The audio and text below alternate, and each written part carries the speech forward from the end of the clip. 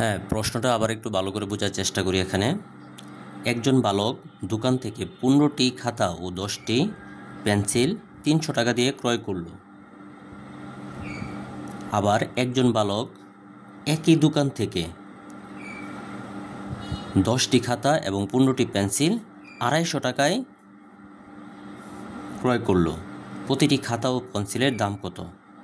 মানে একজন বালক, যে কোনো একজন বালক 15টি খাতা কিনছে এবং 10টি পেন্সিল কিনছে 300 টাকা দিয়ে। আর অন্য একজন বালক 10টি খাতা ও 15টি পেন্সিল ক্রয় করছে হচ্ছে 250 টাকায়। একটি খাতা ও পেন্সিলের মূল্য কত? তাহলে আমরা জানি না খাতার মূল্য কত, পেন্সিলের মূল্য কত, কোনো কিছুই আমি জানি না। তাহলে আমরা এটা কি ধরে নেব? এটা হচ্ছে 18 নম্বর ম্যাথ 6.2 6.2-এর 18 নম্বর অঙ্ক। তাহলে সমাধানটা হবে, মনে করি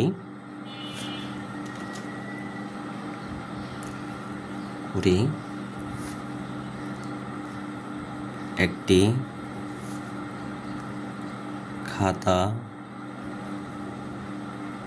খাতার মূল্য সমান x টাকা এবং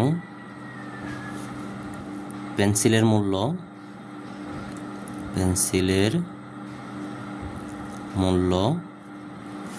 y টাকা। এরম আমরা ধরে নিছি। তাহলে প্রথম শর্ত মতে যেহেতু 15টি খাতা কিনছে এবং 10টি পেন্সিল কিনছে, দাম তার 300 টাকা। তাহলে একটা খাতার দাম হচ্ছে যদি x টাকা হয়, তাহলে 15টি খাতার দাম হবে হচ্ছে 15x টাকা। আবার সে 10টি পেন্সিল কিনছে, তাহলে একটা পেন্সিলের মূল্য হচ্ছে y টাকা।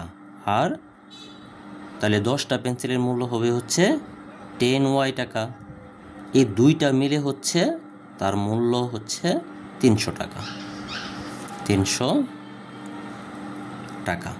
তাহলে এটা একটা সমীকরণ ধরলাম। দ্বিতীয় শর্ত মতে কি বলছে?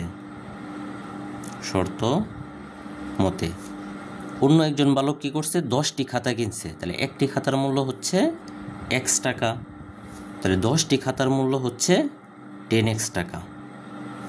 আবার 15টি, ওই ব্যক্তি হচ্ছে 15টি পেন্সিল কিনছে, তাহলে একটি পেন্সিলের মূল্য হচ্ছে y টাকা। তাহলে 15টি পেন্সিলের মূল্য হবে হচ্ছে 15y টাকা। তাহলে এই দুইটা যোগ করলে হচ্ছে সে 250 টাকা দিয়ে কিন্তু কিনছে।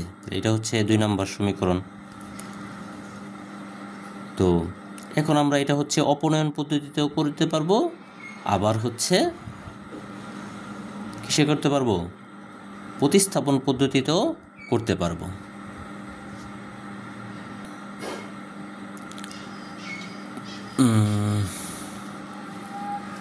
তাহলে এই দুইটা হচ্ছে আমরা প্রতিস্থাপনও করা যায়, অপনয়ন করতে। অপনয়ন পদ্ধতিটা তুলনামূলকভাবে সহজ থাকে। তাই অপনয়ন পদ্ধতির প্রথম কাজ হচ্ছে বাদ দেওয়া। তাই আমি কোনটাকে বাদ দেব? এটা যে কোনো একটাকে আমি কি বাদ দিতে পারি। তাহলে বাদ দেওয়ার জন্য আগে কি সমান করতে হবে, যেহেতু এখানে 15x, এখানে 10x, এখানে 10y, এখানে 15y, কোনোটাই কিন্তু সমান না। তাহলে আমি সমান করব। তা আমি ধরে নিই আমি আগে থেকেই যে আমি হচ্ছে কি 10yটা বা ওয়াইটা বাদ দেব। তাহলে আমি বাদ দেওয়ার জন্য কি করতে পারি? এটাকে আমি হচ্ছে এটা দিয়ে গুণ দিতে পারি, মানে এই পুরা সংখ্যা সমীকরণটাকে আমি হচ্ছে 10 দিয়ে গুণ দিতে পারি। আবার এই সমীকরণটাকে আমি হচ্ছে 15 দিয়ে গুণ দিতে পারি। কিন্তু এখানে এটা দিলে অনেক বড় হয়ে যায়। যেমন 15 দিয়ে যদি 300কে গুণ দেওয়া হয়, প্রায় হচ্ছে 4500-র মতো আসবে। তাই এত বড় করার দরকার নাই।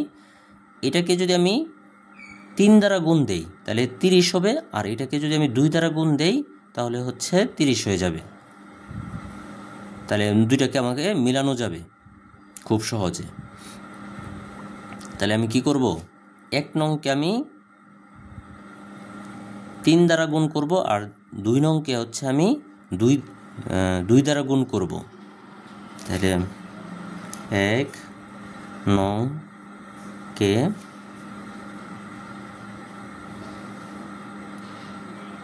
3 দ্বারা ও 2 নং কে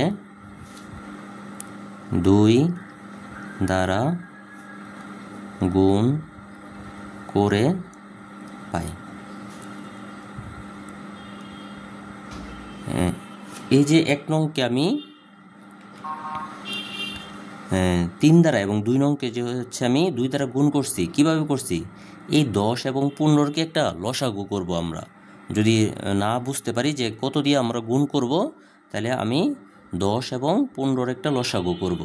তাহলে এটা যদি আমি 5 দিয়ে দেই, এখানে হচ্ছে 2 থাকে, এখানে হচ্ছে 3 থাকে, তাহলে এটা লসাগু বের হচ্ছে 3 দুগুণে 6, 5 6 30। তাহলে আমার টার্গেট থাকবে হচ্ছে 30 বানানো, মানে গুণ করে যাতে এই ওয়াইয়ের মানটা হয় 30 হয়, আর এই 15 মানটাও যাতে হচ্ছে 30 হয়।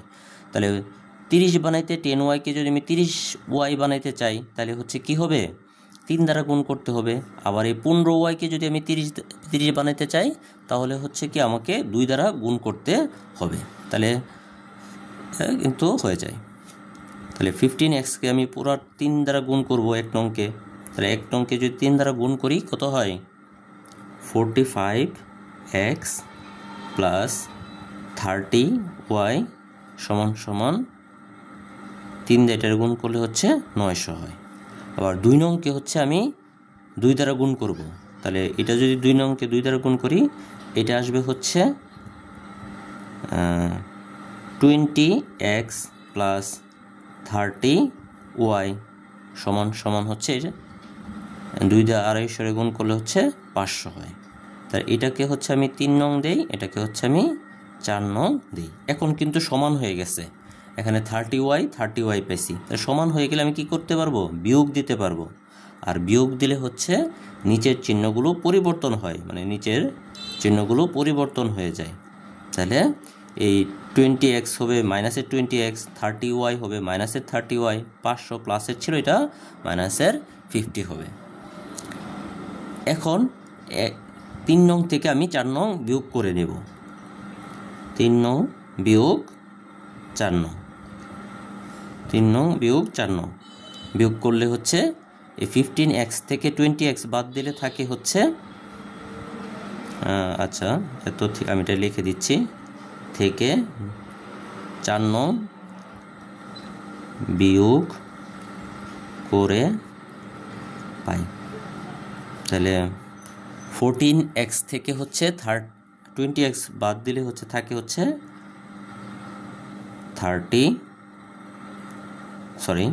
25x, আর এটা তো বাদ দিলে হচ্ছে কাটাকাটি 30x থেকে মাইনাস 30x বাদ দিলে বাদ, বা কাটাকাটিও করা যায়।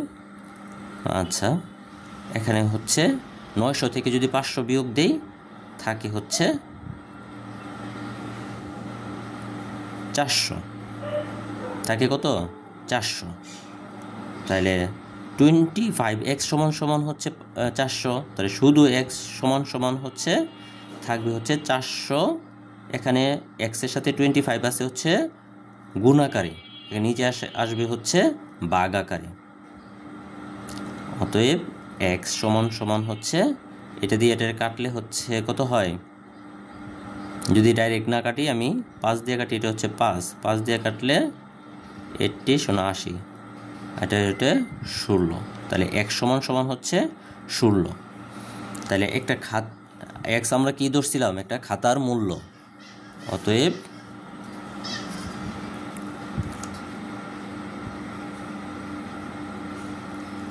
একটি, এখানে লেখার দরকার নাই, এখান থেকে y এর মানটা আগে বের করে নিই।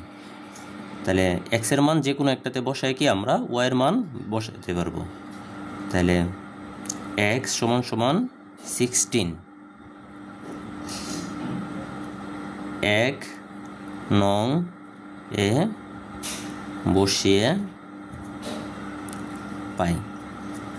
আমি এটা একটু এই পাশেই করে দিচ্ছি। তাহলে 1 নং এ ছিল হচ্ছে 15x প্লাস ওয়াই সমান সমান 300। তাহলে 15 এক্সের মান হচ্ছে 16 প্লাস 10y সমান সমান 300। তাহলে এই দুইটা গুণ করলে হচ্ছে, আমি যদি গুণ করি 15 আর 16, তাহলে 15 × 16 গুণ করলে হচ্ছে 240 হয়, প্লাস 10y সমান সমান হচ্ছে 300। বা এই 240টা ওই পাশে নিয়ে গেলে কি হবে, এই পাশে থাকবে 10y, ওই পাশে হচ্ছে 300 ছিল, তার থেকে এই পাশে থেকে নিয়ে গিয়ে এটা মাইনাস হয়ে যাবে, এখানে প্লাস আকারে ছিল। বা 10y সমান সমান 300 থেকে 250 বাদ 240 বাদ দিলে থাকে হচ্ছে 60, আর হচ্ছে y সমান সমান হচ্ছে 10 দিয়ে সাইডের এই পাশে এসে ভাগ হবে, ভাগ হলে থাকে হচ্ছে 6। তাহলে y এর মান কত, 6। তাহলে y আমরা ধরছিলাম হচ্ছে পেন্সিলের দাম, আর একটি খাতার মূল্য ধরছিলাম হচ্ছে x। অতএব